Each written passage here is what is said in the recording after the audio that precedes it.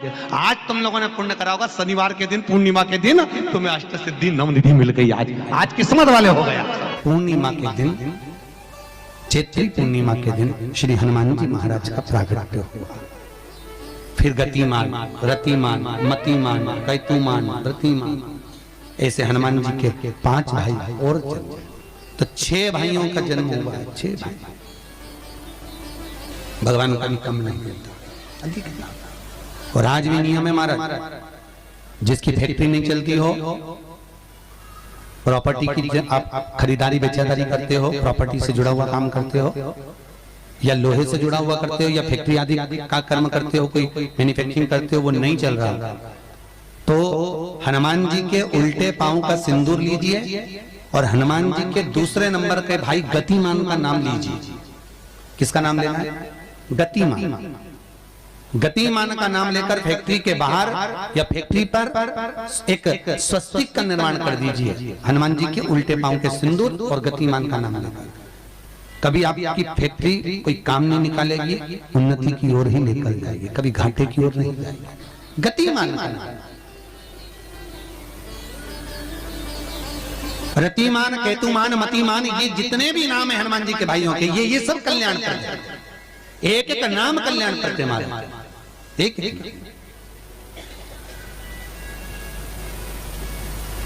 महाराज। वो जिन बच्चों को निमोनिया हो जाता है ना, वो सर्दी का कोटा रहता है, बहुत सर्दी बच्चों को बनी रहती है, तो हर दिन 5-10 दिन में वापस दौड़ के डॉक्टर के पास लेके जाओ, फिर डॉक्टर के पास ले। वैसे तो डॉक्टर के पास बच्चे आजकल के जमाने के जाते ही जाते हैं, हर 15 दिन 20 दिन में। तो इसके पीछे वो चले जाएं।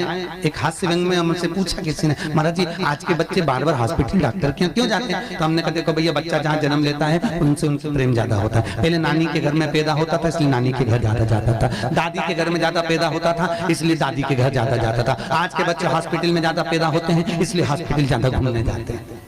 ये हास्य। पर यदि बच्चे को सर्दी ज्यादा होती है, निमोनिया ज्यादा होता हो, ठंडा का कोटा ज्यादा रहता हो, तो पीपल के 5 पत्ते महाराज उस पर घृत लगाकर हनुमान जी के तीसरे नंबर के भाई व्रतिमान का नाम लेकर, व्रतिमान का नाम लेकर बच्चे की छाती पर एक वस्त्र से उसको बांध दीजिए, रात्रि भर बंधे रहने दीजिए महाराज। और बांधना कौन से दिन है? 12 तिथि को, बस एक बार बांधना, उसके बाद सर्दी का कोटा नहीं रहता महाराज, बच्चा स्वस्थ अपने आने में। व्रतिमान हनुमान जी महाराज के जितने भी भाई हैं, सबका आनंद सुख चरणारविंद का सुख देने वाला भगवान श्री हनुमान जी महाराज चैत्र की पूर्णिमा के दिन प्रकट होते हैं महाराज। पवन तनय संकट हरन मंगल मूरत रूप, राम लखन सीता सहित हृदय बसौ सुर। श्री हनुमान जी महाराज का प्रागट्य होता है, चारों तरफ सुख ही समाहित हो जाता है, आनंद ही आनंद स्थापित हो जाता है चारों। अब दोनों में अंतर देखिए।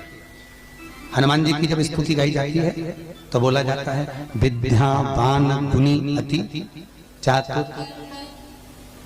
फिर से बोलो एक बार लाइन से, विद्यावान गुणी अति चातुर। हनुमान जी विद्यावान थे और लंका का राजा रावण विद्वान था। क्या था? जम के बोलो, विद्वान। ये विद्यावान, वो विद्वान। तो एक प्रश्न सामने खड़ा होता है कि विद्यावान और विद्वान में क्या अंतर है? हनुमान जी विद्यावान गुणी अति चातुर, रावण विद्वान, तो दोनों में अंतर क्या है? विद्वान ये भी विद्वत्ता से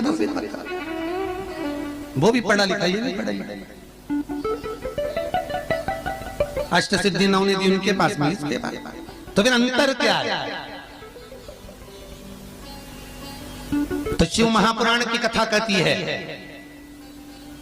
जिस व्यक्ति को पढ़ कर विद्या अर्जन कर खूब पढ़ाई करते करते अच्छा पद जब मिल जाता है और उसको जब अहंकार आ जाता है तो वो विद्वान हो जाता है।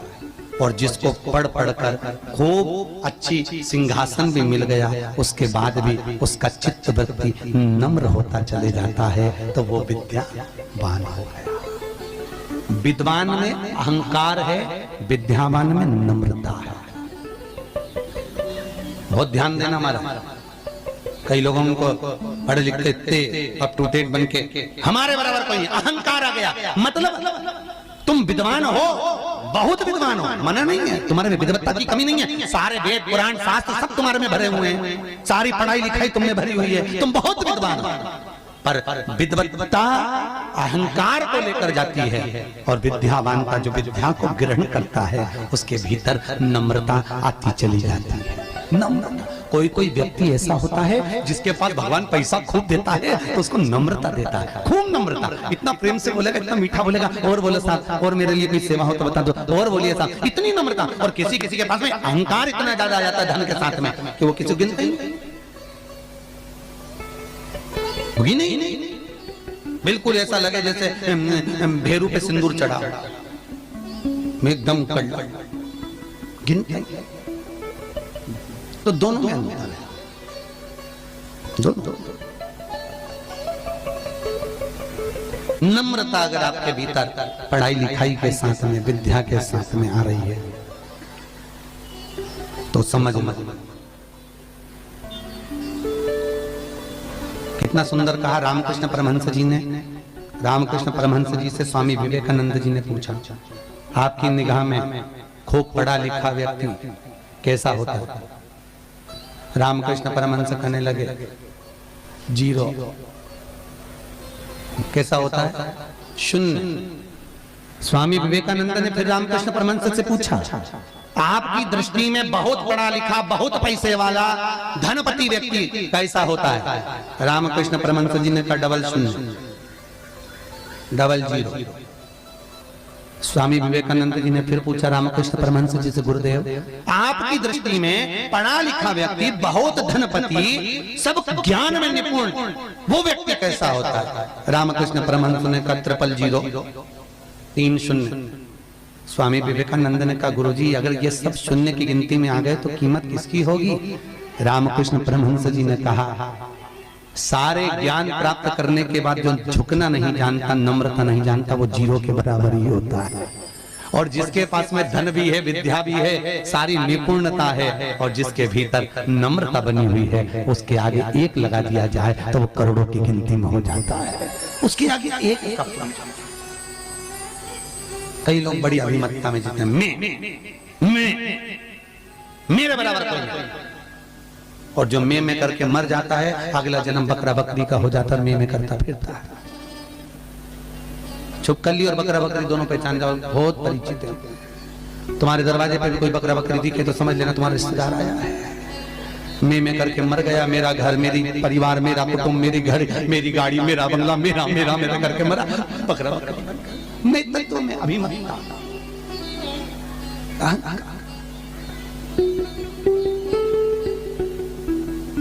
गुरु नानक देव जी महाराज का शब्द याद करो, कुछ भी मेरा नहीं है, सब कुछ तेरा, सब कुछ तेरा। इसलिए बोले सो निहाल, सब कुछ तेरा, हमारा कुछ है,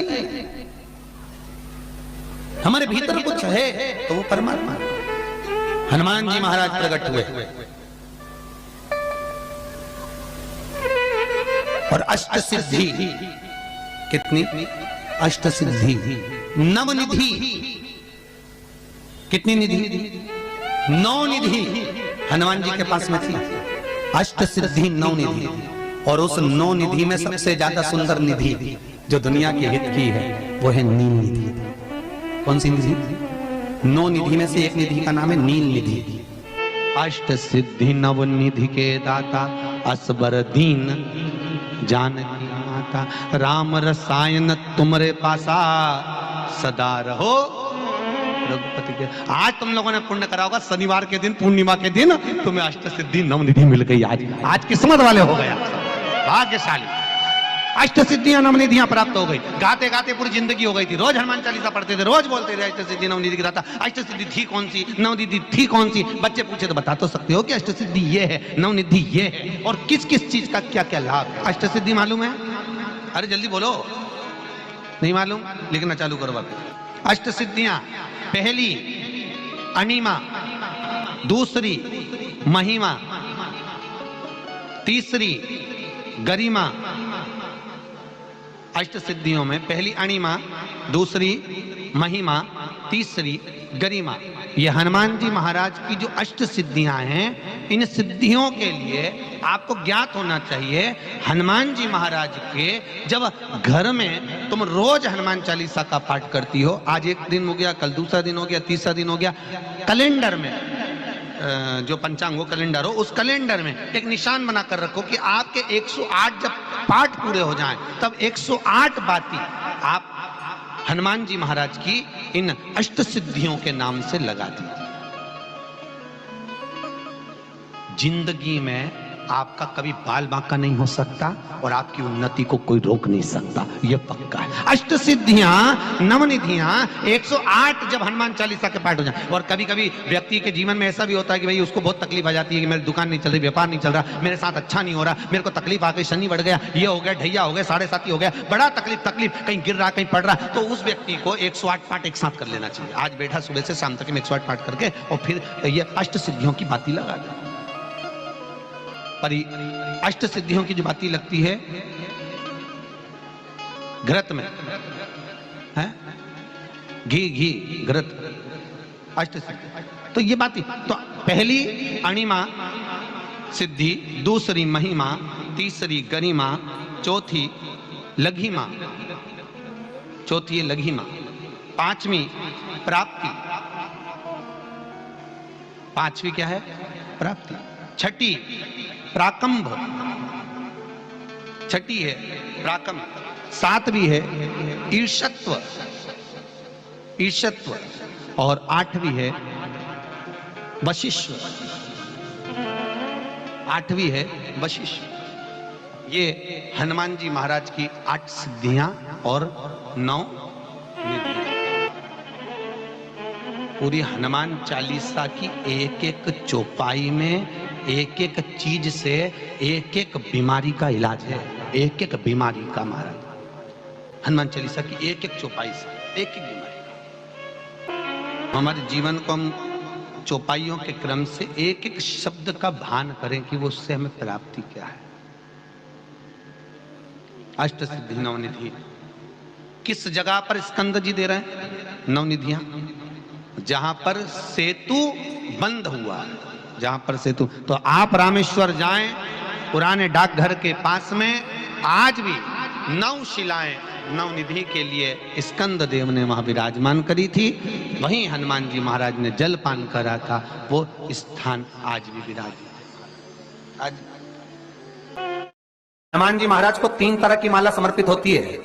एक आकड़े के पत्ते की, दूसरी बेलपत्र के पत्ते की, तीसरी पीपल के पत्ते की। ये 3 तरह की माला जब शंकर हनुमान जी महाराज को समर्पित होती है, जिस समय पर अगर व्यक्ति के जीवन में बहुत भारी रोग हो गया है, बहुत ज्यादा कष्ट हो गया है, कैंसर जैसी बीमारी भी अगर उसको घेर ली है और किडनी लीवर सब बेकार हो गया, तो निवेदन है पीपल के पत्ते की माला बनवाओ, 108 पत्ते की, और हनुमान चालीसा का हर पत्ते पर स्मरण करिए। महाराज आप हनुमान चालीसा पढ़ते जाओ, माला में गांठ लगाते जाइए, और वो माला जो व्यक्ति कैंसर से पीड़ित है हाथ का स्पर्श कराइए और शंकर को चढ़ाइए। तीसरी है आंकड़े की माला। महाराज आंकड़े के पत्ते की जो माला होती है, ये माला कार्य की सिद्धि के लिए होती है। इसमें एक एक आंकड़े के पत्ते पर सीताराम लिखा जाता है। मात्र एक पत्ता ऐसा होता है जिस पत्ते पर सीताराम नहीं लिखा जाता। 108 पत्ते में से एक पत्ता, बस उस पत्ते को हथेली में रखकर उल्टा हाथ आपको रखना है और अपनी कामना कर कर उस पत्ते को बांध देना है।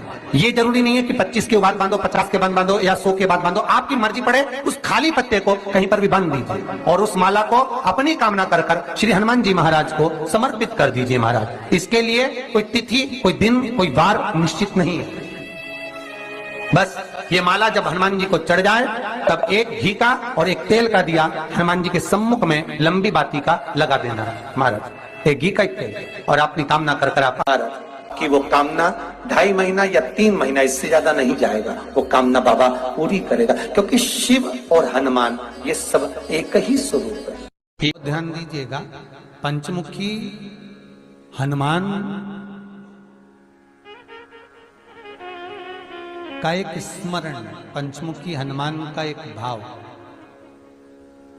महाराज जैसे बहुत ज्यादा तकलीफ अगर व्यक्ति को हो गई है, बहुत कष्टमय जीवन चल रहा है, हार गए हर जगह से और तकलीफमय जीवन चल रहा है, तो पंचमुखी हनुमान का एक शिव महापुराण का और स्कंद पुराण का एक बड़ा सुंदर मंत्र है। उस मंत्र को आप सब एक बार हमारे साथ में बोलें। ओम नमो हनुमते रुद्र अवताराय सर्व शत्रु संहारणाय सर्व रोग हराय सर्व वशीकरणाय रामदूताय स्वाहा। बस इस मंत्र को हाथ में काली तिल लेकर, एक जौ लेकर और गूगल लेकर, थोड़ा सा इसमें गाय का घी डालकर, कंडे को या अग्नि को जलाकर इस मंत्र का 11 बार 21 बार जाप कर कर अपनी कामना कर कर छोड़ दीजिए। कैसा भी रोग हो, बीमारी हो, कष्ट हो, दुख हो, तकलीफ हो, 21 दिन के अंदर वो आनंद आना प्रारंभ कर देता है। इस मंत्र स्कंद पुराण का, शिव महापुराण का ये मंत्र मूल पंचमुखी हनुमान सुख देंगे। और एक और चीज याद रखिए हमारा, यदि कोई काम के लिए जा रहे हो, कोई व्यापार के लिए जा रहे हो या नौकरी करने के लिए जा रहे हो और लगी नहीं रही, बहुत तकलीफ पा रहे हो, सर्विस ही नहीं लग रही, बहुत कष्टमय हो गया, तो निवेदन करूंगा 5 पीपल के पत्ते पर बेसन के 5 लड्डू घर में बने हुए गाय के घी के 5 लड्डू रख लो। उस लड्डू के बीचों बीच एक आटे का दिया और उसमें तिल्ली का तेल डालकर इसी मंत्र का प्रयोग कर कर पंचमुखी हनुमान का किसी भी हनुमान के मंदिर में जाकर, दक्षिण मुखी हनुमान के मंदिर में जाकर उसको रख कर आ जाइए। इसके बाद आप उस काम के लिए जाइए, आपका काम सफल हो जाएगा। आपको किसी को नहीं कहना पड़ेगा कि हाथ जोड़ना नहीं पड़ेगा, किसी के पांव नहीं पड़ना पड़ेंगे, तुरंत काम होगा। बस इस मंत्र का स्मरण कर कर पंचमुखी हनुमान का भूतेश्वर जो मंत्र है वो सुख देने वाला।